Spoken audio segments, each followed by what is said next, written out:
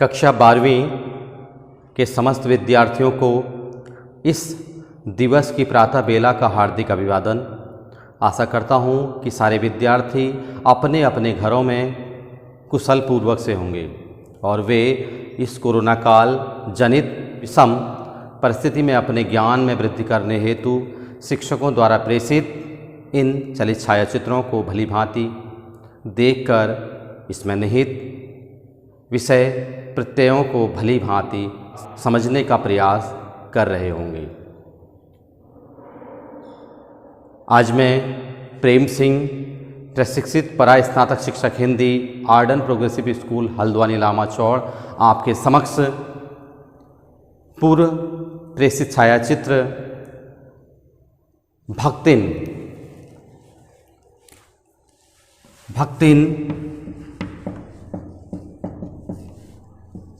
महादेवी वर्मा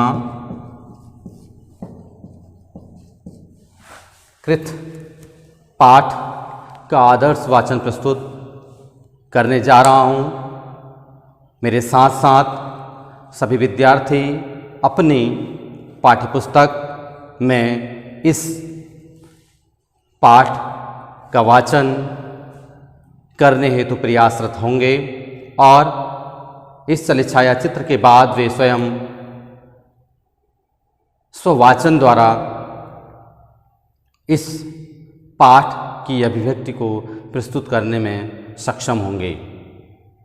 चलते हैं भक्तिन पाठ के वाचन की ओर। सर्वप्रथम कवित्री परिचय। महादेवी वर्मा जी का जन्म सन 1907 उत्तर प्रदेश के फर्रुखाबाद नामक स्थान में हुआ था। इनकी प्रमुख रचनाएँ दीपशिखा, यामा जो कि एक काव्य संग्रह है, श्रृंखला की कड़ियाँ, आपदा, संकल्पिता, भारतीय संस्कृति के स्वर जो कि एक निबंध संग्रह है, अतीत के चलचित्र, स्मृति की रेखाएँ, पद के साथी, मेरा परिवार जो कि संस्मरण और रेखाचित्र है, जिसमें से यह भक्तिन पाठ अवतरित है। प्रमुख पुरस्कारों के अंतर्गत महादेवी वर्मा जी को उनके काव्य संग्रह यामा पर ज्ञानपीठ पुरस्कार जो कि उन्हें 1983 ईस्वी में प्रदान किया गया, उत्तर प्रदेश हिंदी संस्थान का भारत भारती पुरस्कार, पद्म भूषण सम्मान जो उन्हें सन 1956 ईस्वी में दिया गया। इस प्रकार साहित्य की अनवरत सेवा करते हुए इलाहाबाद में सन 1987 ईस्वी में इस कवित्री ने संसार से विदा ली। संसार के मानव समुदाय में वही व्यक्ति स्थान और सम्मान पा सकता है, वही जीवित कहा जा सकता है जिसके हृदय और मस्तिष्क ने समुचित विकास पाया हो और जो अपने व्यक्तित्व द्वारा मनुष्य समाज से रागात्मक के अतिरिक्त बौद्धिक संबंध भी स्थापित कर सकने में समर्थ हो। साहित्य सेवी और समाज सेवी दोनों रूपों में महादेवी वर्मा की प्रतिष्ठा रही है। महात्मा गांधी की दिखाई राह पर अपना जीवन समर्पित कर उन्होंने शिक्षा और समाज कल्याण के क्षेत्र में निरंतर कार्य किया।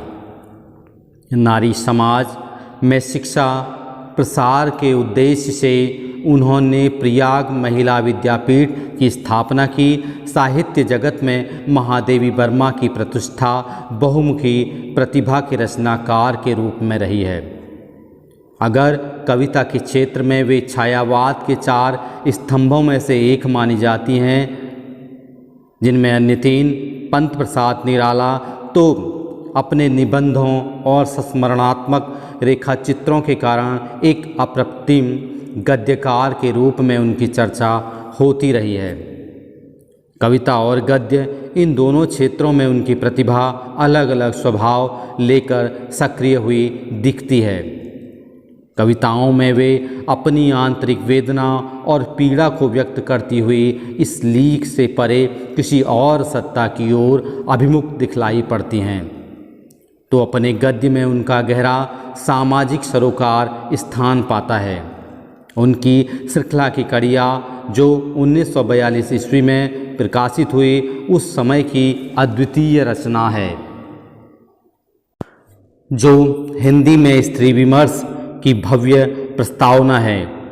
उनके संस्मरणात्मक रेखाचित्र अपने आसपास के ऐसे चरित्रों और प्रसंगों को लेकर लिखे गए हैं जिनकी साधारणता हमारा ध्यान नहीं खींच पाती, लेकिन महादेवी जी की मर्मभेदी और करुणामयी दृष्टि उन चरित्रों की साधारणता में असाधारण तत्वों का संधान करती है।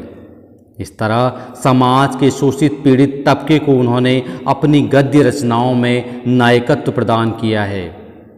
उनके इस प्रयास ने हिंदी के साहित्यिक समाज पर ऐसा गहरा असर डाला कि संस्मरणात्मक रेखाचित्र की विधा के लिए शोषित पीड़ित आम जन को विषय वस्तु के रूप में मान्यता मिल गई है। भक्तिन महादेवी जी का प्रसिद्ध संस्मरणात्मक रेखाचित्र है जो स्मृति की रेखाओं में संकलित है। इसमें महादेवी जी ने अपनी सेविका भक्तिन के अतीत और वर्तमान का परिचय देते हुए उसके व्यक्तित्व का बहुत दिलचस्प खाका खींचा है। महादेवी के घर में काम शुरू करने से पहले उसने कैसे एक संघर्षशील, स्वाभिमानी और कर्मठ जीवन जिया, कैसे पितृसत्तात्मक मान्यताओं और छल छद्म भरे समाज में अपने और अपनी बेटियों की हक की लड़ाई लड़ती रही और उसमें हार कर कैसे जिंदगी की राह पूरी तरह बदल लेने के निर्णय तक पहुंची। इसका अत्यंत संवेदनशील चित्रण इस पाठ में हुआ है। इसके साथ भक्तिन महादेवी जी के जीवन में आकर छा जाने वाली एक ऐसी परिस्थिति के रूप में दिखलाई पड़ती है जिसके कारण लेखिका के व्यक्तित्व के कई अनछुए प्रच्छन्न आयाम उद्घाटित होते चलते हैं। इसी कारण अपने व्यक्तित्व का जरूरी अंश मानकर वे भक्तिन को खोना नहीं चाहती। समग्रतः इस पाठ को परिस्थितिवश अक्खड़ बनी पर महादेवी के प्रति अनमोल आत्मीयता से भरी भक्तिन के बहाने स्त्री अस्मिता की संघर्षपूर्ण आवाज़ के रूप में भी पढ़ा जाना चाहिए। वाचन करने से पूर्व हम पाठ के शब्दों पर ध्यान देने जा रहे हैं जिससे हमें पाठ पूरी तरह समझ में आ सके। तुम पचे तुम लोगों से दुर्वह जिसे ढोना कठिन हो, अलगोझा बंटवारा नेहर मायका विधात्री जन्म देने वाली माँ पुरखिन बुजुर्ग महिला राब गन्ने का पका हुआ गाढ़ा रस दुर्लंघ जिसे पार करना कठिन हो, कुंचित सिकुड़ी हुई तुषारपात ओले बरसाना हतबुद्धि जिसकी बुद्धि या विचारने की शक्ति मारी गई हो रहा हरे अनाजों का आग पर भुना रूप, झूसी गंगा के तट पर इलाहाबाद के पास का स्थान जहाँ प्राचीन काल में प्रतिष्ठानपुरी नाम की नगरी बसी हुई थी। भयूहू छोटे भाई की पत्नी, जिठौत जेठ का पुत्र, अजिया ससुर पति का दादा। तो आपने शब्द अर्थ जाने चलते हैं पाठ वाचन की ओर।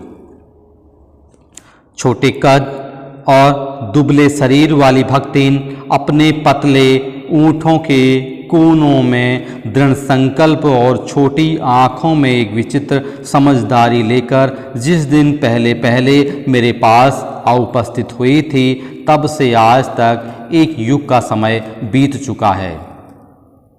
पर जब कोई जिज्ञासु उससे इस संबंध में प्रश्न कर बैठता है तब वह पलकों को आधी पुतलियों तक गिराकर और चिंतन की मुद्रा में ठुड्डी को कुछ ऊपर उठाकर विश्वास भरे कंठ से उत्तर देती है, तुम पचे का बताई, यह 50 बरिस से संग्रहित है। इस हिसाब से मैं 75 की ठहरती हूँ और वह 100 वर्ष की आयु भी पार कर जाती है। इसका भक्तिन को पता नहीं, पता हो भी तो संभवतः वह मेरे साथ बीते हुए समय में रत्ती भर भी कम न करना चाहेगी।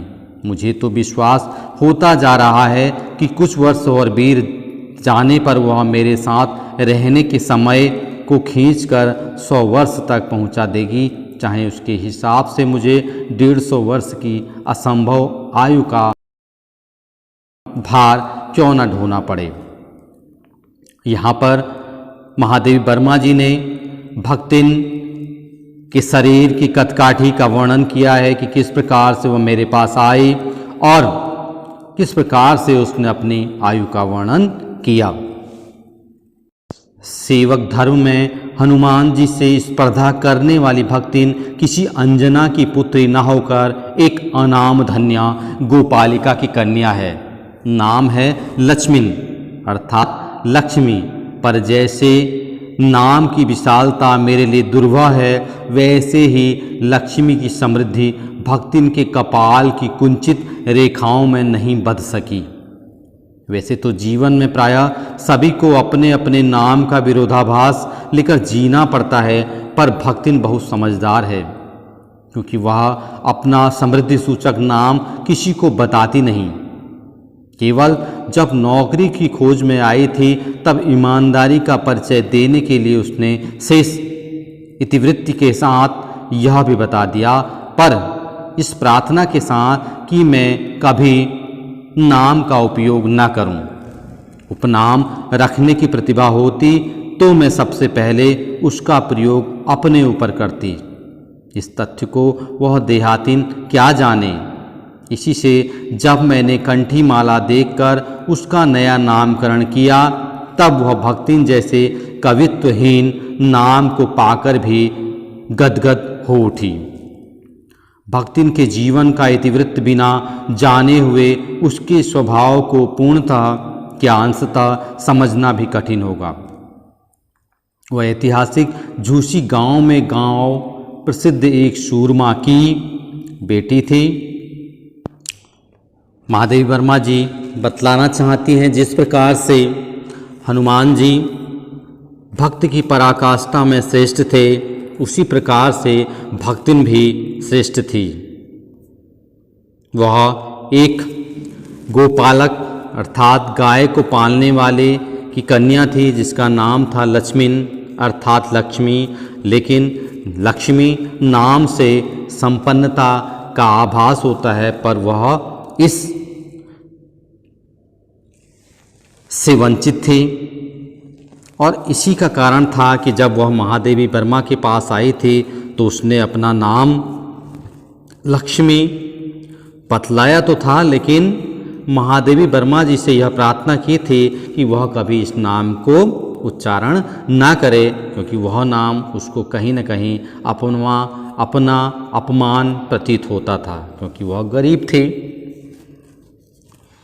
इस प्रकार महादेवी वर्मा जी ने उसके गले में कंठी माला देखकर उसका नाम भक्तिन रख दिया और वह बहुत खुश हुई। वह इकलौती बेटी ही नहीं, विमाता की किंवदंती बन जाने वाली ममता की छाया में भी पली है। 5 वर्ष की वय में उसे हंडिया गांव के एक संपन्न गोपालक की सबसे छोटी पुत्रवधू बनाकर पिता ने शास्त्र से 2 पग आगे रहने की ख्याति कमाई और 9 वर्षीय युवती का गौना देकर विमाता ने बिना मांगे पराया धन लौटाने वाले महाजन का पुण्य लूटा। पिता का उस पर अगाध प्रेम होने के कारण स्वभावतः ईर्ष्यालु और संपत्ति की रक्षा में सतर्क विमाता ने उनके मरणांतक रोग का समाचार तब भेजा जब वह मृत्यु की सूचना भी बन चुका था। रोने पीटने के अपशगुन से बचने के लिए सास ने भी उसे कुछ न बताया। बहुत दिन से नेहर नहीं गई, सो जाकर देख आवे, यही कहकर और पहना उड़ाकर सास ने उसे विदा कर दिया। इस अप्रत्याशित अनुग्रह ने उसके पैरों में जो पंख लगा दिए थे वे गांव की सीमा में पहुंचते ही झड़ गए। हाय लक्ष्मण अब आई कि अस्पष्ट पुनरावृत्तियां और स्पष्ट सहानुभूति दृष्टियां उसे घर तक ठेल ले गईं, पर वहां न पिता का चिन्ह शेष था, न विमाता के व्यवहार में शिष्टाचार का लेस था। दुख से शिथिल और अपमान से जलती हुई वह उस घर में पानी भी बिना पिए उल्टे पैरों ससुराल लौट पड़ी। सास को खरी खोटी सुनाकर उसने विमाता पर आया हुआ क्रोध शांत किया और पति के ऊपर गहने फेंक कर उसे पिता के चीर विछोह की मर्म व्यथा व्यक्त की। तो यहाँ पर वह इकलौती बेटी ही नहीं थी, विमाता की किंवदंती बन जाने वाली ममता की छाया में पली थी, अर्थात उसकी सौतेली माँ थी। 5 वर्ष की छोटी अवस्था में उसका विवाह कर दिया गया था। पिता ने सास से 2 पग आगे रहने की ख्याति कमाई, अर्थात शादी कमा करके उन्होंने अपना पल्ला झाड़ लिया और 9 वर्ष की अवस्था में उसका गौना करके विमाता ने भी बिना मांगे पराया धन लौटाने वाले महाजन का पुण्य लूटा, यानी कि उसने भी उसे भेजकर एक पुण्य लूटा, अर्थात वह भी उसे अपने घर में ज़्यादा दिन रहलाना नहीं चाहती थी, रखना नहीं चाहती थी। पिता का उस पर अगाध प्रेम होने के कारण स्वभावतः ईर्ष्यालु और संपत्ति की रक्षा में सतर्क विमाता ने उसके मरणांतर रोग का समाचार तब भेजा। पिता विशेष प्रेम करते थे उससे, लेकिन ईर्ष्यालु माँ, सौतेली माँ ने मरणांतक तक, मरते समय तक उसे जो परेशानी थी कि वह अपने पिता को देख ले, ऐसा नहीं किया, बल्कि मरने के बाद तब समाचार भेजा जब उनकी मृत्यु हो चुकी थी। और वहाँ सास ने भी रोने पीटने के अपशगुन बचने से उसे यह कहकर उसके मायके भेज दिया कि बहुत दिन हो गए तू मायके नहीं गई है, चली जा, मिलिया। और वह ऐसा सास का ऐसा परोपकार देख करके वह गदगद हो गई और पंख बांध करके तेज तेज अपने मायके की ओर उसने प्रस्थान किया। लेकिन जैसे ही वह गांव में पहुंची तो लोग कहने लगे कि हाय लक्ष्मण अब आई हो। ऐसी अस्पष्ट पुनरावृत्तियां सुन करके उसे बहुत दुख होता था कि ऐसी क्या बात है, ऐसा लोग क्यों कह रहे हैं। और जैसे ही वह घर पहुंची तो उसे अपने पिता कहीं न दिखाई दिए और माँ ने भी किसी प्रकार का शिष्टाचार व्यवहार नहीं किया। और उसे जब वास्तविकता पता चली और विमाता सौतेली माँ के उस व्यवहार से वह दुखी होकर तुरंत ही सीधे उसी क्षण अपने ससुराल वापस आ गई और सास को खरी खोटी सुनाकर उसने अपनी सौतेली माँ पर आए गुस्से को शांत किया और अपने गहने फेंक कर इस पिता के चिर बिछो लंबे समय के बिछुड़ाव की मर्म व्यथा अपने पति को कह सुनाई। जीवन के दूसरे परिच्छेद में भी सुख की अपेक्षा दुख ही अधिक है। जब उसने गेहुए रंग और बटिया जैसे मुख वाली पहली कन्या के 2 संस्करण और कर डाले, अर्थात एक पहली लड़की थी ही 2 लड़की और हो गई, तब सास और जिठानिया ने ओठ बिचकाकर उपेक्षा प्रकट की, यानी कि उसका उपेक्षा की। 3 लड़कियां जन्म दे दी इसने। उचित भी था क्योंकि सास 3 कमाऊ वीरों की विधात्री बनकर मचिया के ऊपर विराजमान पुरखिन के पद पर अभिषिक्त हो चुकी थी और दोनों जिठानियां काक भुषुंडी जैसे काले लालों की क्रमबद्ध सृष्टि करके इस पद के लिए उम्मीदवार थीं, अर्थात और सभी के पुत्र थे लेकिन उनकी लड़कियां थीं 3। छोटी बहू के लीक छोड़कर चलने के कारण उसे दंड मिलना आवश्यक हो गया। सारी बहुओं के बेटे थे लेकिन इसी की बेटे नहीं थे। जिठानियां बैठ कर लोग चर्चा करती और उनके कलूटे लड़के धूल उड़ाते। वह मट्ठा फेरती, कूटती, पीसती, रांधती और उसकी नन्ही लड़कियां गोबर उठाती, कंडे पाथती। जिठानियां अपने भात पर सफ़ेद राब रखकर गाढ़ा दूध डालती और अपने लड़कों को औटते हुए दूध पर से मलाई उतारकर खिलाती। यानी कि खान पान में भी वो क्या करती थी, बुरा व्यवहार करती थी। अपने बेटों को खूब दूध मलाई देती थी, भक्तिन की बेटियों को नहीं देती थी। वह काले गुड़ की डली के साथ कठौती में मट्ठा पाती और उसकी लड़कियां चने बाजरे की घुघरी चपाती। यानी कि उन्हें रोटी भी सही नहीं मिल पाती थी। इस दंड विधान के भीतर कोई ऐसी धारा नहीं थी जिसके अनुसार खोटे सिक्कों की टकसाल जैसी पत्नी से पति को विरक्त किया जा सकता। सारी चुगली चबाई की परिणति उसके पत्नी प्रेम को बढ़ाकर ही होती थी। जिठानियां बात बार पर धमाधम पीटी कूटी जाती, पर उसके पति ने उसे कभी उंगली भी नहीं उठाई। अर्थात भक्तिन के पति उसे बहुत अच्छा मानते थे। वह कभी भी किसी भी प्रकार से उस पर अत्याचार नहीं करते थे। वह बड़े बाप की बड़ी बात वाली बेटी को पहचानता था। इसके अतिरिक्त परिश्रमी, तेजस्विनी और पति के प्रति रोम रोम से सच्ची पत्नी को वह चाहता भी बहुत रहा होगा, क्योंकि उसके प्रेम के बल पर ही पत्नी ने अलगौजा करके सबको अंगूठा दिखा दिया। अर्थात वह बहुत परिश्रमी थी और उस पत्नी ने ही उसे अलग किया था परिवार से और सब धन धान्य से पूर्ण कर दिया था। काम वही करती थी, इसलिए गाय भैंस, खेत खलिहान, अमराई के पेड़ आदि के संबंध में उसी का ज्ञान बहुत बढ़ा चढ़ा था। उसने छांट छांट कर ऊपर से असंतोष की मुद्रा के साथ और भीतर से पुलकित होते हुए जो कुछ लिया वह सबसे अच्छा ही रहा। साथ ही परिश्रमी दंपति के निरंतर प्रयास से उसका सोना बन जाना भी स्वाभाविक हो गया।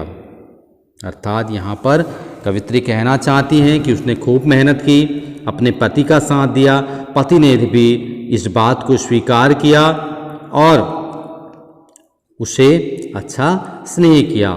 धूमधाम से बड़ी लड़की का विवाह करने के उपरांत पति ने घरौंदों से खेलती हुई 2 कन्याओं और कच्ची गृहस्थी का भार 29 वर्ष की पत्नी पर छोड़कर संसार से विदा ली। एक दुखद बात कि बड़ी लड़की का विवाह किया और 2 छोटी छोटी कन्या, कच्ची गृहस्थी का भार, 29 वर्ष की अवस्था में उसका पति इस संसार से परलोक सिधार गया और वह 29 वर्ष में 2 छोटी बच्चियों के साथ अकेले रहने पर विवश हो गई। जब वह मरा तब उसकी अवस्था 36 वर्ष से कुछ ही अधिक रही होगी, पर पत्नी आज उससे बूढ़ऊ कहकर स्मरण करती थी। यानी कि वह अपने पति को भी बूढ़ऊ कहती थी प्रेम से। भक्तिन सोचती है कि जब वह बूढ़ी हो गई तब क्या परमात्मा के यहाँ वे भी ना बूढ़ा गए होंगे, अतः उन्हें बूढ़ऊ न कहना उनका घोर अपमान है। अर्थात वह कहीं न कहीं पति के मरने के बाद भी बार बार उनका जिक्र आते ही उनके संबोधन में बूढ़ऊ लगाया करती थी। हाँ, तो भक्तिन के हरे भरे खेत, मोटी ताजी गाय भैंस और फलों से लदे पेड़ देखकर जेठ जिठौतों के मुंह में पानी भराना ही स्वाभाविक था। यानी कि उसके पास गाय भैंस, फलों से लदे पेड़ सब कुछ था। इन सब की प्राप्ति तो तभी संभव थी जब भयऊ दूसरा घर कर लेती। पूर्व जन्म से खोटी भक्तिन इनके चकमे में आई ही नहीं। उसने क्रोध से पांव पटक कर आंगन को कंपायमान करते हुए कहा। अर्थात वे चाहते थे, जेठ जिठौत ये चाहते थे कि ये सब हमको मिल जाए, कि यह दूसरा विवाह कर ले और यहाँ से चली जाए। लेकिन वह कहती थी हम कुकुरी कुकुरी बिलारी न होए, हमारा मन पुसाई तो हम दूसरों के जाप नहीं तो तुम्हार पचे की छाती पे हो रहा भुजाऊँ और राज कर अब समझ रहो। वो कहती थी कि हम कोई कुत्ते बिल्ली नहीं हैं कि जहाँ करें हमारे मन वहाँ चले जाएं। मैं तो यहीं रहूँगी, यहीं राज करूँगी। उसने ससुर, अजिया ससुर और जाने के पीढ़ियों के ससुराल गणों को उपार्जित जगह जमीन में से सुई की नोक बराबर भी देने की उदारता नहीं दिखाई। उसके हिस्से का जो कुछ था उसने किसी को नहीं दिया। इसके अतिरिक्त गुरु से कान फुकवा, कंठी बांध और पति के नाम पर घी से चिकने केशों को समर्पित कर अपने कभी ना टलने की घोषणा कर दी। उसने कहा बिल्कुल मैं यहीं रहूँगी। और उसने किसी गुरु से दीक्षा ली और वह एक सन्यासिनी की तरह जीवन जीने लगी और अपने एक पति पर ही आश्वस्त रहते समर्पित हो गई। भविष्य में भी संपत्ति सुरक्षित रखने के लिए उसने छोटी लड़कियों के हाथ पी लेकर उन्हें ससुराल पहुंचाया और पति के चुने हुए बड़े दामाद को घर जमाई बनाकर रखा। उसने छोटी बच्चों की भी शादी कर दी, छोटी लड़कियों की भी शादी कर दी, लेकिन जिस दामाद को उसके पति ने चुना था उसको अपना घर जमाई बनाकर रख दिया। इस प्रकार उसके जीवन का तीसरा परिच्छेद आरंभ हुआ। भक्तिन का दुर्भाग्य भी उससे कम हटी नहीं था। जिस प्रकार से वो हटी थी उसका दुर्भाग्य भी कम हटी नहीं था। इसी से किशोरी से युवती होते ही बड़ी लड़की भी विधवा हो गई, अर्थात जो उसकी बड़ी लड़की थी वह दामाद भी क्या हो गया, मर गया। बहू से पार न पा सकने वाले जेठों और काकी को परास्त करने के लिए कटिबद्ध जिठौतों ने आशा की एक किरण देख पाई और उनको लगा कि यह एक और अच्छा अवसर मिल गया, इसकी पुनः शादी करवा दी जाए। विधवा बहन के गठबंधन के लिए बड़ा जिठौत अपने तीतर लड़ाने वाले साले को बुला लाया और क्या क्या विधवा बहन की शादी हो जाए ऐसा सोच करके जो उसकी जिठौत का जो लड़का था वो अपने तीतर लड़ाने वाले, कुछ न करने वाले साले को बुला लाया क्योंकि तेरा विवाह उससे कर देंगे, तेरा जीवन सुखमय हो जाएगा और हम भी सारा धन ले सकते हैं, क्योंकि उसका हो जाने पर सब कुछ उन्हीं के अधिकार में रहता। भक्तिन की लड़की भी माँ से कम समझदार नहीं थी, इसी से उसने वर को नापसंद कर दिया। भक्तिन की लड़की भी उसी की तरह समझदार थी, उसने उस वर को नापसंद कर दिया। बाहर के बहनोई का आना चचे भाइयों के लिए सुविधाजनक नहीं था, अतः यह प्रस्ताव जहाँ कहाँ तहाँ रह गया।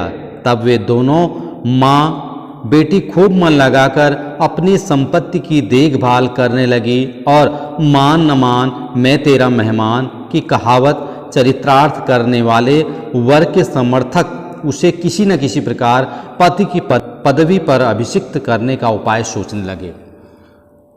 उन्होंने सोचा कि यदि इसने कहीं दूसरा विवाह कर लिया, दूसरी जगह से विवाह कर लिया तो सारी संपत्ति उनके हाथ से चली जाएगी। अतः वे जिठौत यही चाहते थे किसी प्रकार से उन्हीं के साले से इसका विवाह कर दिया जाए। और एक दिन षड्यंत्रवश एक दिन माँ की अनुपस्थिति में वर महाशय ने बेटी की कोठरी में घुसकर भीतर से द्वार बंद कर लिया और उसके समर्थक गांव वाले को बुलाने लगे। अर्थात वह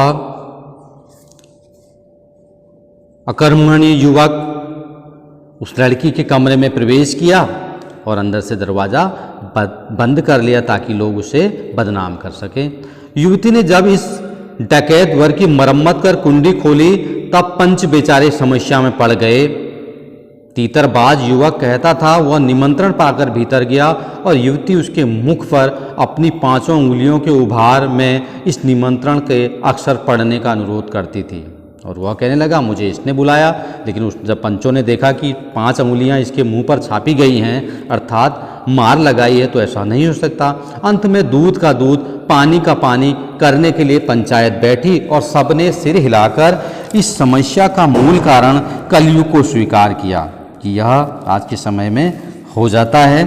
अपीलहीन फैसला हुआ कि चाहे उन दोनों में से एक सच्चा हो चाहे दोनों झूठे, पर जब वे एक कोठरी से निकले तब उनका पति पत्नी के रूप में रहना ही कलयुग के दोष का परिमार्जन कर सकता है। उन्होंने कहा इन्हें पति पत्नी के रूप में अब रहना चाहिए, रहना होगा।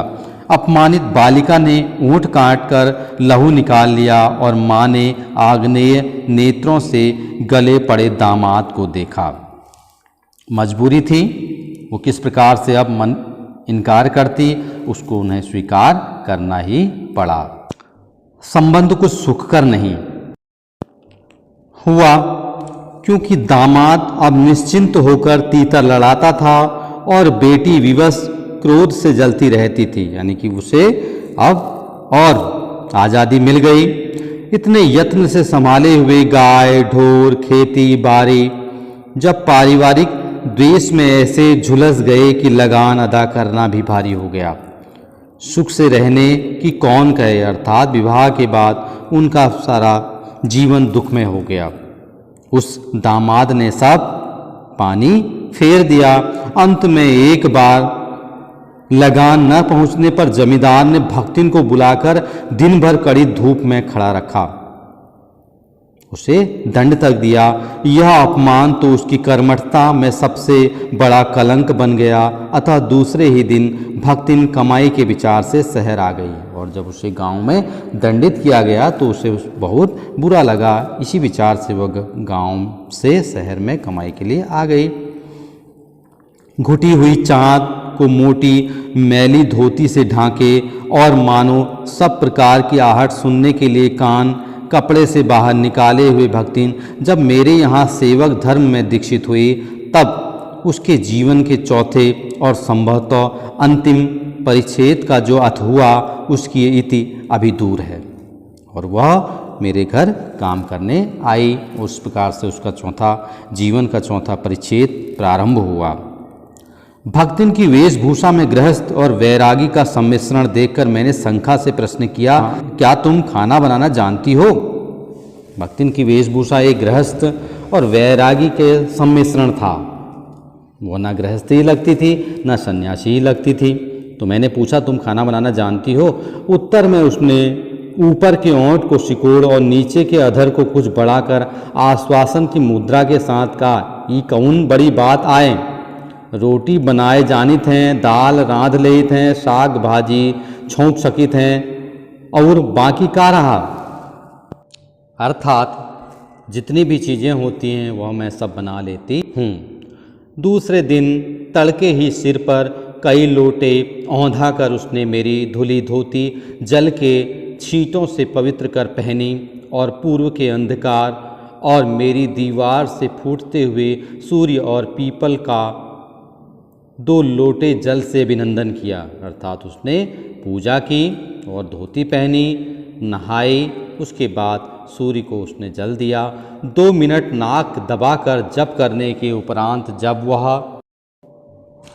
कोयले की मोटी रेखा से अपने साम्राज्य की सीमा निश्चित कर चौके में प्रतिष्ठित हुई, तब मैंने समझ लिया कि इस सेवक का साथ टेढ़ी खीर है। और जिस प्रकार से उसने ऐसा किया तो मुझे लगा इसके साथ निर्वाह करना बहुत टेढ़ा काम है।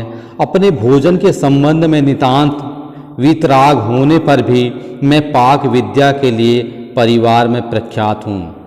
मैं अपने भोजन के संबंध नितांत वीतराग होने में अपना अलग भोजन पसंद करती हूँ।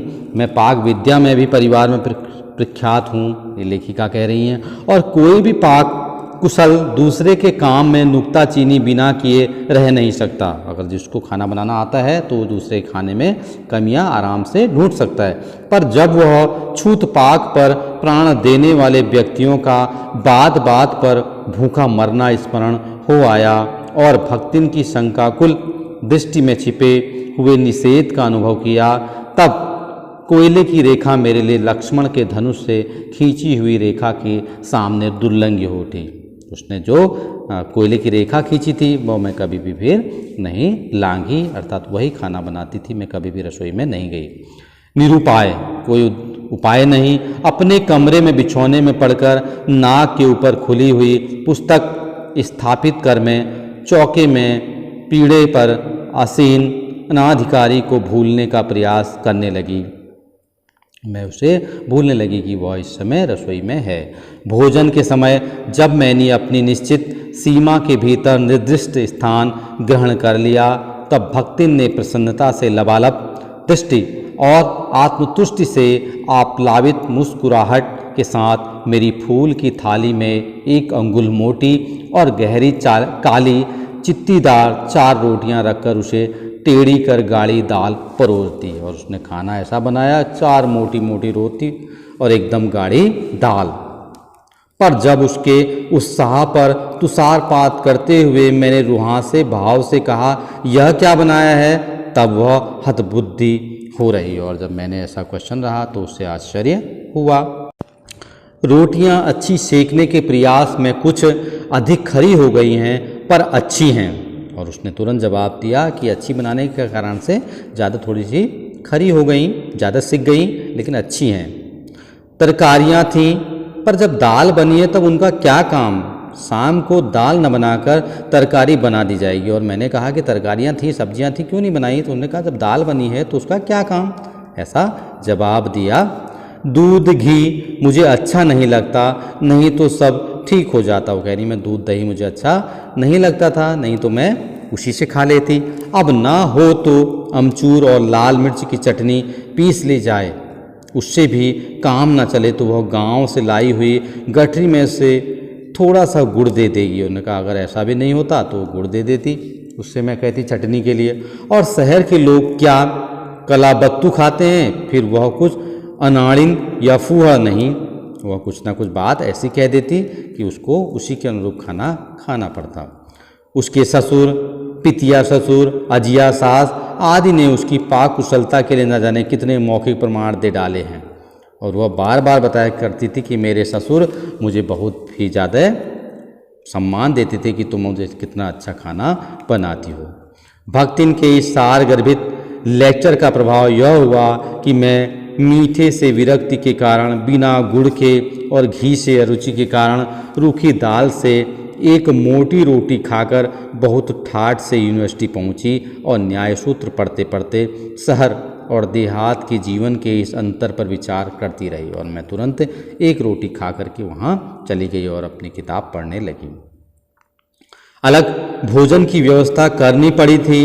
अपने गिरते हुए स्वास्थ्य और परिवार वालों की चिंता निवारण के लिए पर प्रबंध ऐसा हो गया कि उपचार का प्रश्न ही खो गया।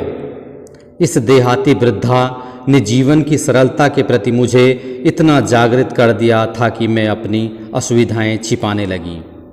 सुविधाओं की चिंता करना तो दूर की बात, उसका फायदा यह हुआ कि मैं अपनी सारी सुविधाओं को भूलने लगी। इसके अतिरिक्त भक्तिन का स्वभाव ही ऐसा बन चुका है कि वह दूसरों को अपने मन के अनुसार बना लेना चाहती है, पर अपने संबंध में किसी प्रकार के परिवर्तन की कल्पना तक उसके लिए संभव नहीं। इसी से आज मैं अधिक देहाती हूँ, पर उसे शहर की हवा नहीं लग पाई। अर्थात वह अपने तरह तो बनाना जानती थी, लेकिन दूसरों की तरह बनना नहीं जानती थी। मकई का रात को बना दलिया सवेरे मट्ठे से सौंधा लगता है। बाजरे के तिल लगाकर बनाए हुए पुए गरम कम अच्छे लगते हैं। ज्वार के भुने हुए भुट्टे के हरे दानों की खिचड़ी स्वादिष्ट होती है। सफ़ेद महुए की लपसी संसार भर के हलवे को लजा सकती है आदि वह मुझे क्रियात्मक रूप से सिखाती रहती है। पर यहाँ का रसगुल्ला तक भक्तिन के पोपले मुंह में प्रवेश करने का सौभाग्य नहीं प्राप्त कर सका। अर्थात उस अपने ग्रामीण परिवेश के जितने खाद्य पदार्थ थे उन्हीं की तारीफ करती थी, उन्हीं को खाया करती थी। रसगुल्ला उसने कभी खाया ही नहीं। मेरे रात दिन नाराज होने पर भी उसने साफ धोती पहनना नहीं सीखा, पर मेरे स्वयं धोकर फैलाए हुए कपड़ों को भी वह तय करने के बहाने सिलवटों से भर देती है। उसे कपड़े किस प्रकार से करते हैं यह भी नहीं आता था। मुझे उसने अपनी भाषा की अनेक दंत कथाएं कंठस्थ करा दी हैं, पर पुकारने पर वह आए के स्थान में जी कहने का शिष्टाचार भी नहीं सीख सकती। जब मैं उसको बुलाती थी तब भी वो आए कहती थी। भक्तिन अच्छी है यह कहना कठिन होगा, क्योंकि उसमें दुर्गुणों का अभाव नहीं, कुछ उसमें बुराइयां भी थी। वह सत्यवादी हरिश्चंद्र नहीं बन सकती, पर नरोवा कुंजरोवा, नरों में श्रेष्ठ कहने में भी विश्वास नहीं करती। मेरे इधर उधर पड़े पैसे रुपये भंडार घर की किसी मटकी में कैसे अंतर्हित हो जाते हैं, यह रहस्य भी भक्तिन जानती है। यानी कि जो भी पैसा गिरा होता था वह कहीं ना कहीं उसको एक मटकी में रख देती थी, पर उस संबंध में किसी के संकेत करते ही वह उसे शास्त्रार्थ के लिए चुनौती दे डालती है, जिसको स्वीकार कर लेना किसी तर्क शिरोमणि के लिए संभव नहीं। यह उसका अपना घर ठहरा, पैसा रुपया जो इधर उधर पड़ा देखा रख लिया। वह यह तर्क देती थी, यह उसका अपना घर ही तो है, पैसा देखा तो रख लिया, संभाल कर रख लिया। यह क्या चोरी है? उसके जीवन का परम कर्तव्य मुझे प्रसन्न रखना है। जिस बात से मुझे क्रोध आ सकता है उसे बदल कर इधर उधर करके बताना क्या झूठ है? इतनी चोरी और इतना झूठ तो धर्मराज महाराज में भी होगा, नहीं तो वे भगवान जी को कैसे प्रसन्न रख सकते और संसार को कैसे चला सकते। अर्थात वह बार बार कोई न कोई तर्क देकर अपनी हर बात को सही ठहरा लेती थी। शास्त्र का प्रश्न भी भक्तिन अपनी सुविधा के अनुसार सुलझा लेती है। मुझे स्त्रियों का सिर घुटाना अच्छा नहीं लगता, अतः मैंने भक्तिन को रोका। उसने अकुंठित भाव से उत्तर दिया कि शास्त्र में लिखा है। कुतूहलवश में पूछ ही बैठी क्या लिखा है। तुरंत उत्तर मिला, तीरथ गए मुड़ाए सिद्ध। यानी कि तीरथ जाकर के जो सिर मुड़ाता है वो सिद्ध कहलाता है। कौन से शास्त्र का ये रहस्यमय सूत्र है जो जान लेना मेरे लिए संभव ही नहीं था, मैंने कभी पूछा ही नहीं। अतः मैं हार कर मौन हो रही और भक्तिन का चूड़ा कर्म कर बृहस्पतिवार को एक दरिद्र नापित के गंगा जल से धुले उस्तरे द्वारा यथाविधि निष्पन्न होता रहता रहा। अर्थात हर बृहस्पतिवार को वह क्या करती थी, अपना सिर घुटाया करती थी। पर वह मूर्ख है या विद्या बुद्धि का महत्व नहीं जानती, यह कहना असत्य कहना है। अपने विद्या के अभाव को वह मेरी पढ़ाई लिखाई पर अभिमान करके भर लेती है। एक बार जब मैंने सब काम करने वालों से अंगूठे के निशान के स्थान में हस्ताक्षर लेने का नियम बनाया, तब भक्तिन बड़े कष्ट में पड़ गई, क्योंकि एक तो उससे पढ़ने की मुसीबत नहीं उठाई जा सकती थी, दूसरे सब गाड़ीवान दाइयों के साथ बैठकर पढ़ना उसकी वयोवृद्धता का अपमान था। अतः उसने कहना आरंभ किया, हमारे मलकिन तो रात दिन किताबियन माँ गड़ी रहती, अब हमहू पढ़े लागे तो घर गृहस्थी कौन देखी सुनी। यानी कि वह पढ़ने से बच जाती थी। पढ़ाने वाले और पढ़ने वाले दोनों पर इस तर्क का ऐसा प्रभाव पड़ा कि भक्तिन इंस्पेक्टर के समान क्लास में घूम घूम कर किसी के आई की बनावट, किसी के हाथ की मंथरता, किसी की बुद्धि की मंदता पर टीका टिप्पणी करने का अधिकार पा गई। और क्या इसका परिणाम यह हुआ कि महादेव वर्मा ने उसे पढ़ने के लिए विवश नहीं किया और वह स्वयं भी घूम घूम कर दूसरे से कहती कि आप कैसे पढ़ रहे हो, ये शब्द कैसे बना रहे हो, खुद पढ़ती नहीं थी। उसे तो अंगूठा निशानी देकर वेतन लेना नहीं होता, इसी से बिना पढ़े ही वह पढ़ने वालों की गुरु बन बैठी। वह अपने तर्क ही नहीं तर्कहीनता के लिए भी प्रमाण खोज लेने में पटु है। अपने आप को महत्व देने के लिए ही वह अपनी मालकिन को असाधारणता देना चाहती है, पर इसके लिए भी प्रमाण ढूंढ आवश्यक हो उठती है। अर्थात वह हर समस्या का हल आशा करता हूँ कि सारे विद्यार्थियों ने इस भक्तिन पाठ की वाचन को भली भांति सुनकर मेरे साथ ही उसका मौन वाचन किया होगा और वे अब इस पाठ का अनुकरण वाचन करने में समर्थ हो सके होंगे और वे अनुकरण वाचन कर मुझे प्रस्तुत करने हेतु प्रयासरत रहेंगे।